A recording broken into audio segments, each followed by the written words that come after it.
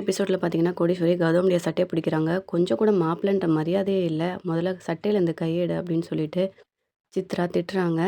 "உங்களுக்கு என்னதான் பிரச்சனை? எதுக்காக இப்படி சட்டைய பிடிக்கிறீங்கன்னு?" சொல்லிட்டு கௌதம் கேட்க, "நீ தான் பிரச்சனை" அப்படின்னு சொல்றாங்க.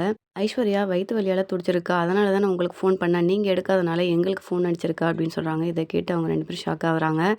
இந்த மாரி பிரெக்னன்ட்டா இருக்கவள தனியா விட்டுட்டு போலாமா அப்படின்னு சொல்லிட்டு கோடீஸ்வரி 2 பேரையும் திட்டுறாங்க. கௌதம் அடிக்கிறதுக்கு கையெல்லாம் வாங்கிறாரு. ஐஸ்வர்யா இனிமேட்டு அம்மாவும், அப்பாவும் என் கூட தான் இருப்பாங்க அப்படின்னு சொல்றாங்க. இவங்க 2 பேரும் இருந்தா நமக்கு தாம்மா பிரச்சனை. ஏதாவது பண்ணுமா அப்படின்னு சொல்லிட்டு சித்ரா தேவிய சொல்றாங்க. இன்னொரு சைடு மகா கிட்ட அனாமிகா வந்து எப்படியாவது நான் விஜய் கூட வாழணும். நீங்க தான் எனக்கு ஹெல்ப் பண்ணணும்னு சொல்றாங்க. நீ ப நான் ஒண்ணும் பழைய மகா கிடையாது. என்னைய நீ ஏமாத்தணும்னு நினைக்காத அப்படின்னு சொல்றாங்க. உன்னோட எல்லா விஷயமும் எல்லாருக்கும் தெரிய வரும். பார்த்து நடந்துக்க அப்படின்ற மாரி மகா சொல்லிட்டு போயிறாங்க. சூர்யாவும் அனாமிகாவுக்கு அட்வைஸ் பண்றாங்க. என்ன ஹஸ்பண்ட் அண்ட் ஒய்ஃப் 2 பேரும் சேர்ந்து எனக்கு அட்வைஸ் பண்ணுறீங்களா? நான் என்ன பண்ணுறேன்னு பாருங்க அப்படின்னு சொல்கிறாங்க.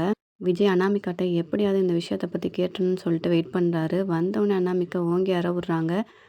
டாக்டர் உனக்கு வாட்ஸ்அப்பில் நான் கர்ப்பம் இல்லைன்ற மெசேஜ் அனுப்புனதை நான் பார்த்துட்டேன்னு சொல்கிறாங்க. ஆனால் நேரில் பார்த்தினா பேபியோட குரோத் நல்லா இருக்குன்னு சொன்னேன். இன்னும் என்னை வச்சு விளையாடுறியா அப்படின்னு சொல்லிட்டு அனாமிகா நான் ஒரு இடத்துல டெஸ்ட் பண்ணி ரிப்போர்ட் வந்திருக்கு பாரு நான் ப்ரெக்னென்ட்னு சொல்கிறாங்க. இதை கேட்டு விஜய்க்கு ரொம்பவே கன்ஃபியூஷன் ஆயிருச்சு. விஜய் என்ன பண்ணுறதுன்னு தெரியாமல் முழிச்சிட்டு இருக்காரு. இன்னொரு சைடு பார்த்தீங்கன்னா, சூர்யா மகா கிட்ட நான் ஐஸ்வர்யாவோட பிள்ளைக்கு டாய்ஸ் இதெல்லாம் வாங்கியிருக்கேன் அப்படின்னு சொல்லிட்டு காமிக்கிறாரு. இதெல்லாம் பார்த்துட்டு மகா ரொம்பவே சந்தோஷப்படுறாங்க.